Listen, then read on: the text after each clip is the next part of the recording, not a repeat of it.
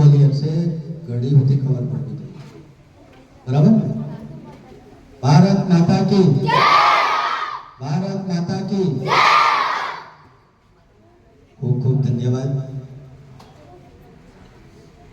આજની આપણી આશ્રમ શાળાના પ્રવેશ ઉત્સવ કાર્યક્રમના અધ્યક્ષ માનનીય ગિરીશભાઈ ચૌધરી સાહેબ, મદદનીશ આદિજાતિ વિકાસ અધિકારી, એવા જ બીજા અધિકારી માનનીય સચિનભાઈ જય ચૌધરી સાહેબ, વહીવટી અધિકારી સાહેબ વિભાગની અંદર, આપણા વિસ્તારના આગેવાન તાલુકા પંચાયતના સદસ્ય ભાઈ શ્રી મણીલાલ, એવા જ આગેવાન ભાઈ શ્રી વાઘજીભાઈ, એસએમસીના પ્રમુખ ભાઈ શ્રી મીરખાનભાઈ, બંને વિભાગના આચાર્ય ભાઈ શ્રી પંચાલભાઈ, ભાઈ શ્રી પિયુષભાઈ પટેલ, સૌ વાલી ગણ, સ્ટાફ મિત્રો અને પ્રવેશ લેનાર બાળકો, ભાઈઓ અને બહેનો, મિત્રો, આપણે આપણું સદભાગ્ય છે કે આજના કાર્યક્રમમાં જે બંને અધિકારી છે એ આપણે ગૌરવ લઈ શકીએ કે આપણને યુવાન અધિકારી આપણને ફાળવ્યા છે। આપણો વિસ્તાર ઉંડાણનો વિસ્તાર ને આમ તો આપણે એમ કહી શકીએ કે ગુજરાતનું છેલ્લું ગામ એટલે આપણું કોટડા ગામ। તો આજે આપણને માર્ગદર્શન આપવાના છે મિત્રો।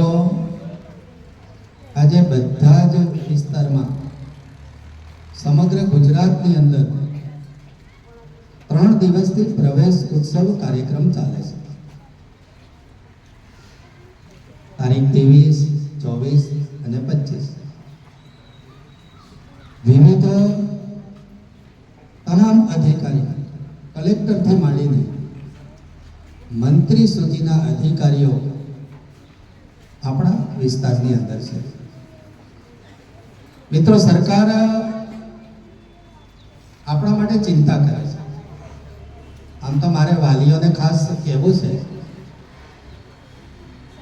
પણ આપણા વિસ્તારમાં આપણો વિસ્તાર અને આપણી સંસ્કૃતિ મુજબ આપણે અહીંયા આગળ લગ્નની સિઝન ચાલે છે,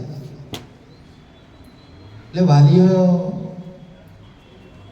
લગભગ હાજર રહી શકતા નથી સાહેબ।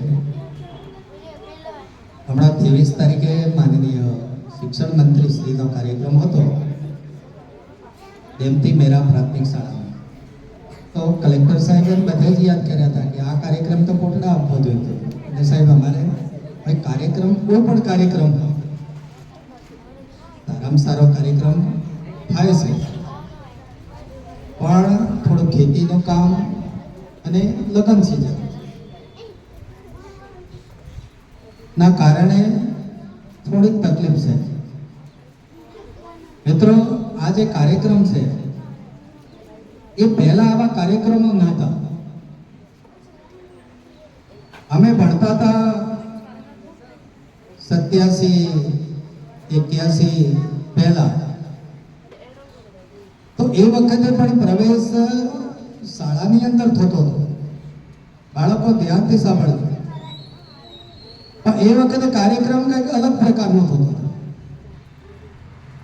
અમે નાના હતા ને અને સાંભળતા